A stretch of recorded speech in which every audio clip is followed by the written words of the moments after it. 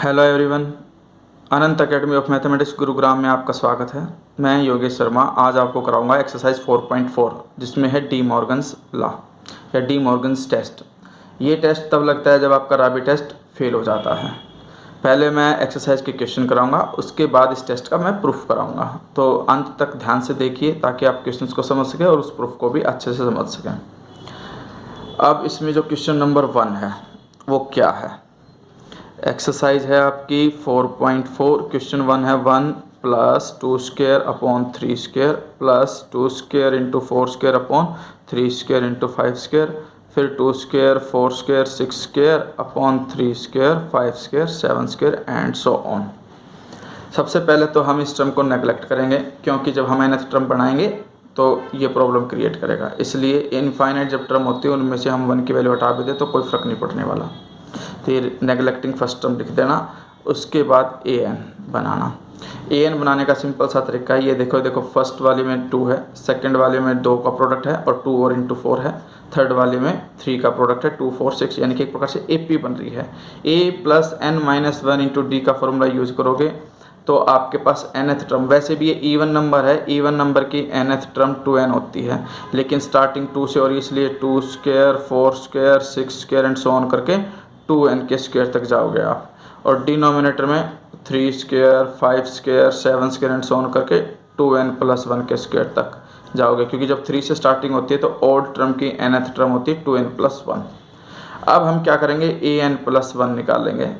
2 square 4 square 6 square so on करके 2n square, और just next term आएगी 2n plus 2 का स्क्वायर। वो इसलिए क्योंकि सभी में 2 का डिफरेंस है, तो इन दोनों में भी 2 का डिफरेंस होना चाहिए, यानी कि 2 ऐड कर दो 2n में आ जाएगी कंडीशन।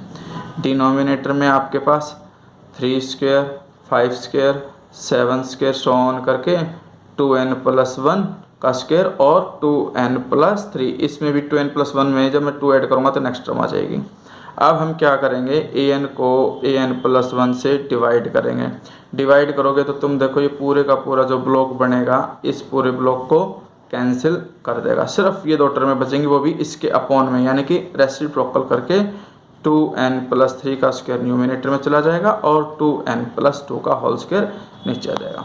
इसके बाद मैं न्यूमिनेटर में से n कॉमन लूँगा, 2 प्लस 3/n उसका स्क्वायर अपॉन n नीचे से कॉमन लूँगा तो n का स्क्वायर बाहर आएगा क्योंकि होल स्क्वायर है। 2 प्लस 2/n इसका स्क्वायर, ये इससे कैंसिल। अब कैंसिल होने के बाद जैसे ही मैं इसमें limit n tends to infinity लूँगा, an upon an plus 1 which is equal to, infinity रखने पे ये भी 0 ये भी 0, 2 का स्क्वायर 4 2 का स्क्वायर 4 4 अपॉन 4 क्या आ जाएगा 1, यानी कि रेशियो जो टेस्ट लगा आपके पास वो फेल हो गया। ठीक है, अब हम नेक्स्ट जो आता है रेशियो टेस्ट पर वो राबी टेस्ट आता है। राबी टेस्ट के लिए क्या करना होता है, हम वापस इस वैल्यू को लिखते हैं an अपॉन an प्लस 1 जो कि इसके इक्वल है 2n प्लस 2 होल स्क्वायर। अब दोनों तरफ -1 करते हैं, फिर -1 करने के बाद इसका एलसीएम लोगे। इसका एलसीएम लेने का सिंपल सा तरीका है, 2n plus 3 whole square minus जो न्यूमिनेटर 1 से मल्टीप्लाई होगा तो 2n plus 2 whole square upon में 2n प्लस 2 होल स्क्वायर। अब मैं इसको सिंप्लीफाई करूँगा, 2n प्लस 3 का होल स्क्वायर अपन करो 4n का स्क्वायर 3 का स्क्वायर 9 और प्लस 3 इंटू 2 6 इंटू 12n, यानी कि a square plus b square plus 2ab, minus का साइन, ये जो होल स्क्वायर है इसको भी खोल दो, a square plus b square, लेकिन बाहर नेगेटिव से साइड टर्म में नेगेटिव आएंगी, 2 2 जा 4 3 जा 12n divided by 2n plus 2 का होल स्क्वायर। यहाँ पर ये इससे कैंसिल, सिंप्लीफाई करके 12n माइनस में 1 मिनट भाई 2 2 जा 4 4 2 जा 8n आएगा ये। ठीक है, अब हमारे पास ये आ गया 12n माइनस में 8n 4n 9 माइनस 4 प्लस का 5 upon 2n plus 2 whole square.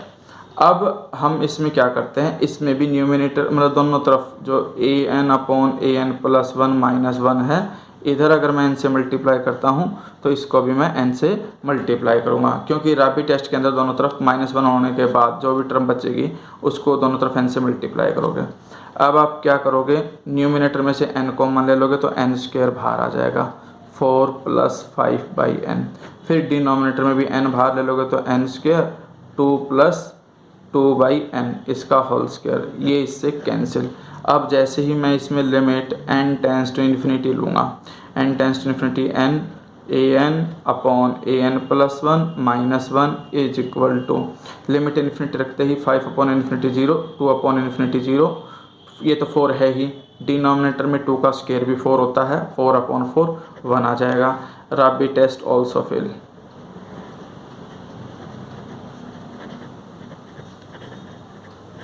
ठीक है, अब हम क्या करेंगे, हम वापस इसकी वैल्यू लिखेंगे n into a n upon a n plus 1 minus 1, और वो है आपके पास n इंटू में 4n प्लस 5 अपॉन में 2n प्लस 2 का होल स्क्वायर। ये करने का इसमें भी फिर दोनों तरफ -1 किया जाता है, इधर -1 करोगे इधर भी -1 करोगे, तो ये आपके पास आ जाएगा 4n स्क्वायर प्लस 5n, और एलसीएम लेकर के यहाँ 1 से मल्टीप्लाई करोगे तो 2n प्लस 2 का होल स्क्वायर, और डिनोमिनेटर में 2n प्लस 2 होल स्क्वायर। अब इसमें आगे एक्सपेंड करो, 4n स्क्वायर प्लस में 5n होल स्क्वायर ओपन करोगे, लेकिन आगे नेगेटिव, हर टर्म नेगेटिव हो जाएगी, 4n का स्क्वायर माइनस 4 2 जा 4 2 जा 8 minus 8n divided by 2n plus 2 का होल स्क्वायर, ये इससे कैंसिल। सोल्व होकर के ये हमारे पास बचा 5n माइनस 8n, यानी कि माइनस का तो 3n बचा, और minus 4 divided by 2n plus 2 whole square. इसके बाद हम क्या करते हैं, जब ये कंडीशन आ गई तो दोनों तरफ log n से मल्टीप्लाई कर देते हैं। अब log n से मल्टीप्लाई करने के बाद क्या होगा इसमें वो देखो, पहले मैं इसको नोट कर लूँ एक बार। यहाँ पर ये कंडीशन थी n into a n upon a n plus 1 minus 1, इसके बाद माइनस था, उसकी वैल्यू आपके पास आ चुकी है -3n minus 4 upon 2n plus 2 whole square. ठीक है, अब इसमें क्या करोगे, नेक्स्ट स्टेप में n into a n upon a n plus 1 minus 1 bracket close, और ये -1 इज इक्वल टू का साइन, इधर ये पूरा ब्रैकेट क्लोज करना और साथ में इसको log n से मल्टीप्लाई कर देना। जब मैं इसको log n से मल्टीप्लाई करूँगा तो जो राइट में है उसमें माइनस का 3n माइनस का 4 upon 2n plus 2 whole square, इसको भी मैं किससे मल्टीप्लाई करूँगा, log n से।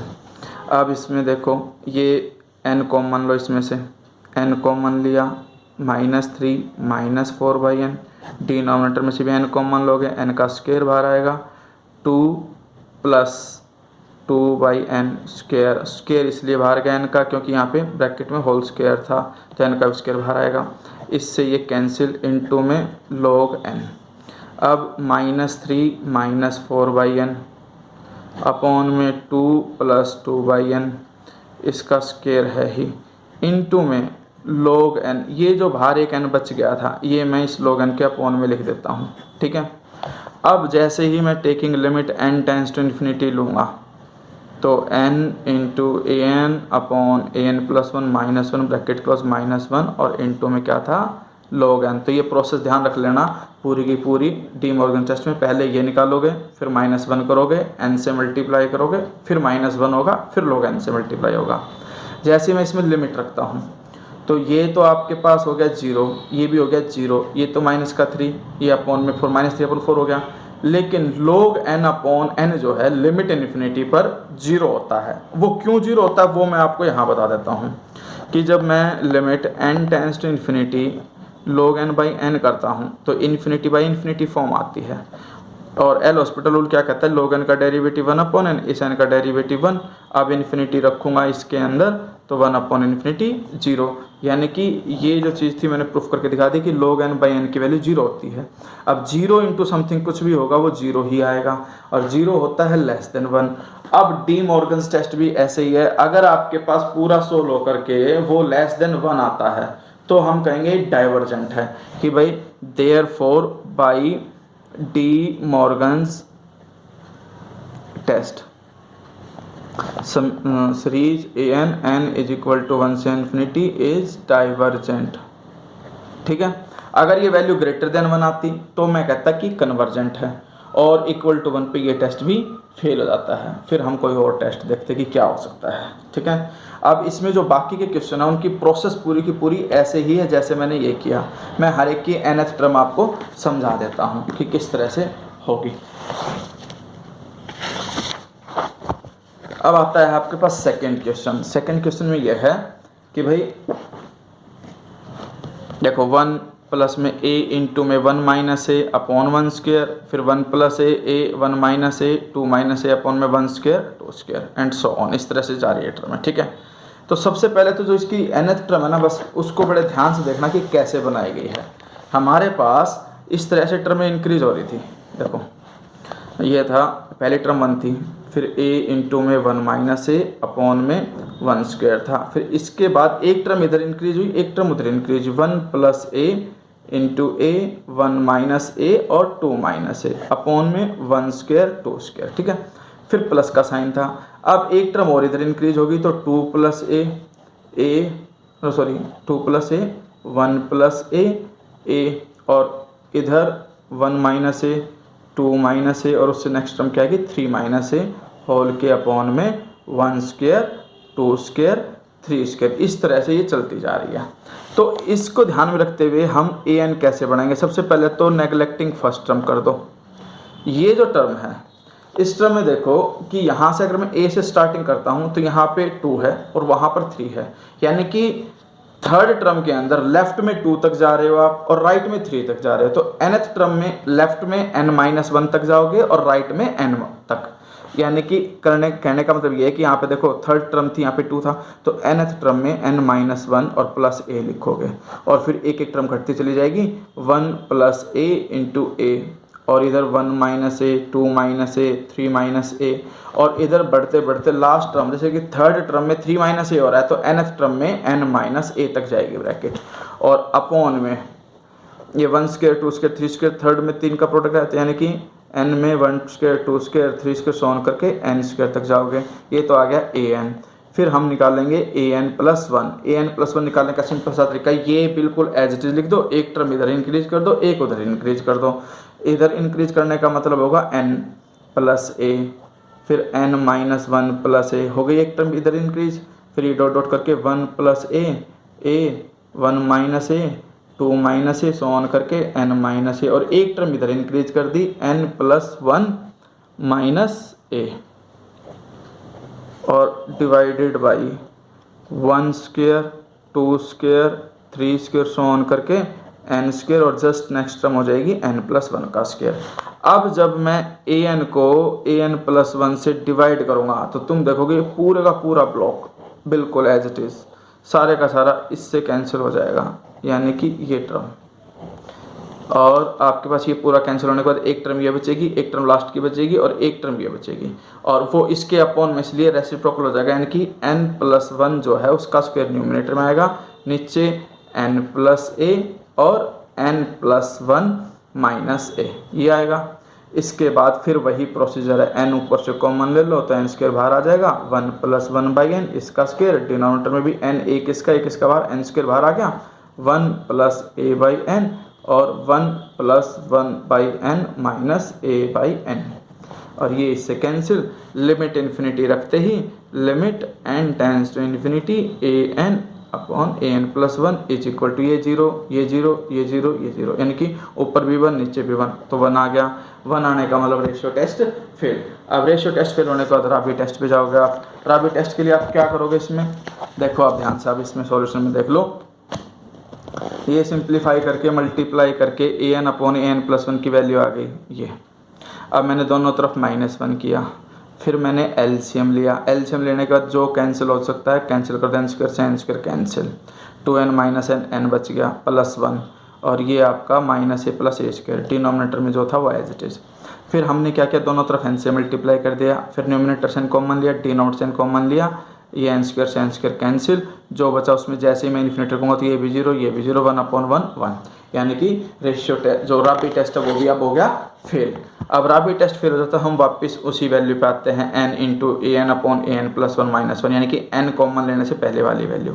अब फिर से दोनों तरफ माइनस करो, एलसीएम लो, एलसीएम लेने के बाद log n से दोनों तरफ मल्टीप्लाई करो, log n से मल्टीप्लाई करने के बाद आप न्यूमिनेटर से कॉमन लो n को, डिनोमिनेटर से कॉमन लो, तो तुम देखोगे कि डिनोमिनेटर में एक एक्स्ट्रा n बच जाएगा कैंसिल आउट होकर के, वो log n अपॉन n हो जाएगा। और वो होने के बाद जब log n अपॉन n होगा तो जैसे ही मैं इन्फिनिटी रखूंगा तो log n अपॉन n जो है वो 0 होता है, बाकी ये वैल्यू फाइनाइट आएगी। फाइनाइट इंटू 0 0 ही होता है, तो डी मॉर्गन्स टेस्ट फेल हो जाएगा। सेम जैसा सेकंड था वैसे का वैसा ये है। देखो 1 + a 1 + b, 2 + a 2 + b, 3 + a 3 + b, और नीचे देखो 1 2 3 2 3 4 3 4 5, यानी कि इसमें टर्म में इंक्रीज नहीं हो रही। इसमें जैसे डिनोमिनेटर 3 है, इसमें भी 3 है, इसमें भी 3 है, बस वैल्यू चेंज हो रही है। तो आपके पास an जो बनेगा इसका, देखो पहले वाले में 1, दूसरे वाले में 2, तीसरे वाले में 3, तो nth वाले में n + a n + b आएगा। डिनोमिनेटर देखो 1 से स्टार्टिंग हो रही है, 1 2 3, तो nth वाली में n से स्टार्टिंग होगी, n × n + 1 n + 2।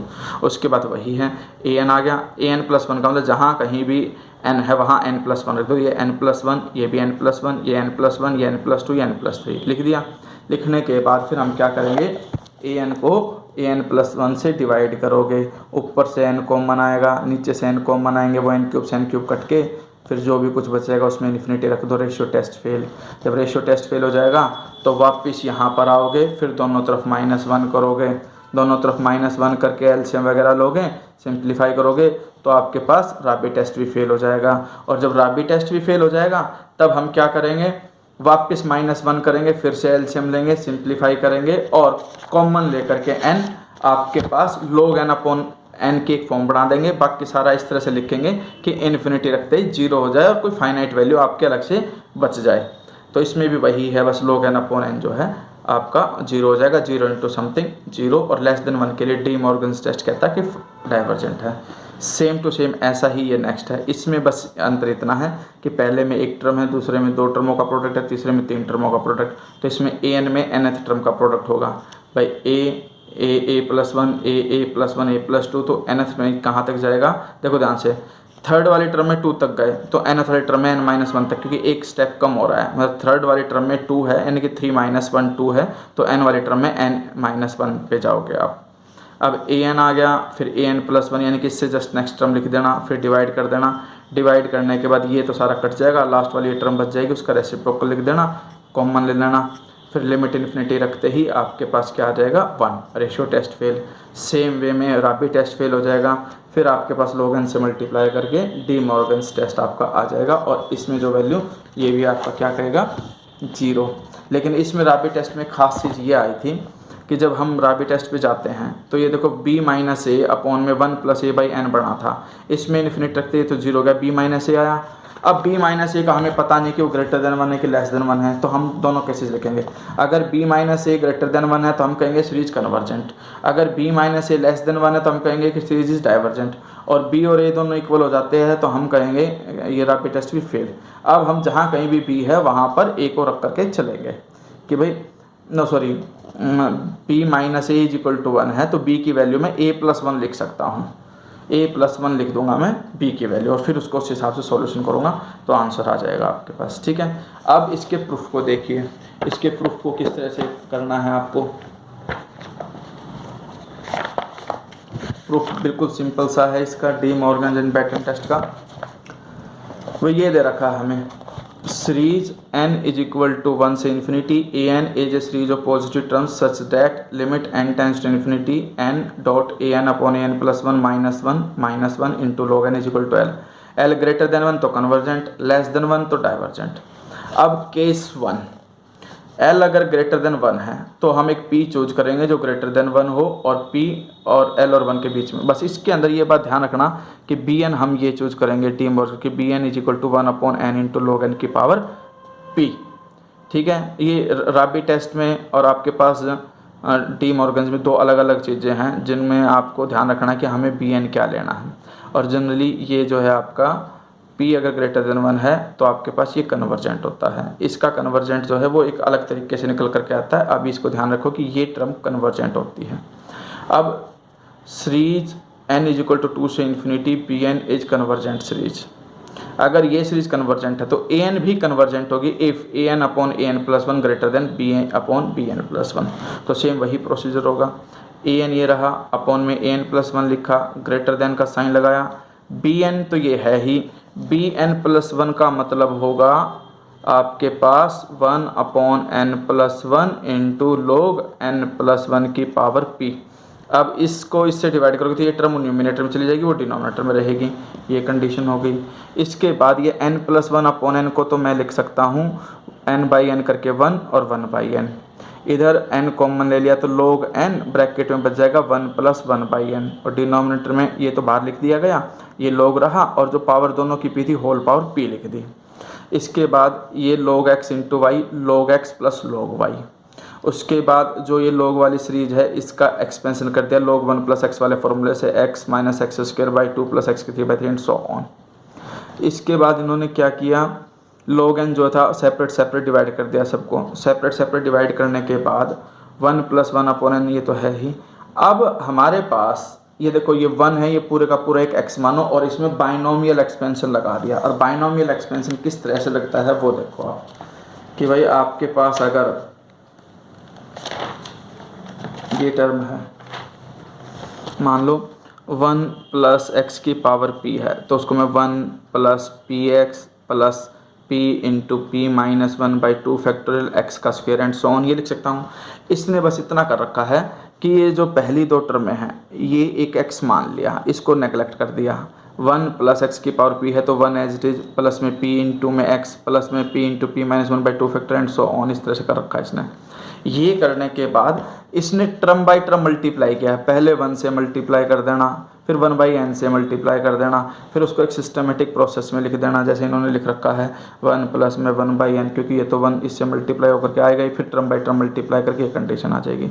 अब क्या करोगे आप, ये जो 1 है ये इधर आके माइनस का हो गया, फिर पूरी इक्वेशन को n से मल्टीप्लाई कर दिया, n से मल्टीप्लाई करने पे जो 1/n है वो फिर 1 हो जाएगा, क्योंकि n से मल्टीप्लाई ये भी होगा, ये भी सब n से मल्टीप्लाई होंगे, तो इसमें जो n से मल्टीप्लाई होगा वो कैंसिल होकर के p/log n बच जाएगा, और ये n/n होकर के 1 हो जाएगा। अब ये 1 भी लेफ्ट में आके माइनस का 1 हो जाएगा, और माइनस का 1 होने के बाद देखो ये कंडीशन इस तरह से बन जाएगी, n इंटू में an/an+1 -1, ये -1 हो गया ग्रेटर देन p अपॉन में log n and so on, जो टर्म है वो लिख देना। अब क्या करोगे, ये जो log n है इस log n को हटाने के लिए दोनों तरफ log n से मल्टीप्लाई कर देना, और log n को मल्टीप्लाई कर दोगे तो log n जब अंदर मल्टीप्लाई होगा तो आपके पास कंडीशन ये आ जाएगी कि भाई ये तो है ही ग्रेटर देन, log n से मल्टीप्लाई कर दिया तो ये p बचेगा सिर्फ, बाकी टर्म में जैसे ही मैं इन्फिनिटी रखूँगा वो 0 हो जाएंगी, सिर्फ p बचेगा, और ये l बन जाएगा, l ग्रेटर देन p है ही विच इज़ ट्रू, और ट्रू वाली कंडीशन में ये कन्वर्जेंट हो जाएगा। अब सीरीज कन्वर्जेंट हो ही गई। सेम प्रोसीजर आपका when l is less than 1 चलेगा, सेम प्रोसीजर होगा, बस अंतर इतना होगा जितना भी ये ग्रेटर देन का साइन है सब जगह लेस देन का साइन लगा देना, वो कंडीशन भी ट्रू आएगी। ठीक है, और ये जो एग्जांपल है इस तरह का एग्जांपल मैं एक्सरसाइज में करा ही चुका हूँ सेम टू सेम। तो ये आपकी एक्सरसाइज है 4.4, जिसे आपको कंप्लीट करना है। कम से कम 1 या 2 क्वेश्चन तो खुद सोल्व करके देखना, तभी आपको ये समझ में आएगा। और मेरे चैनल को सब्सक्राइब करना, शेयर करना, दोस्तों को बताना, और कुछ सुधार करना हो तो वो आप कमेंट में मुझे करके बता सकते हैं। Thank you.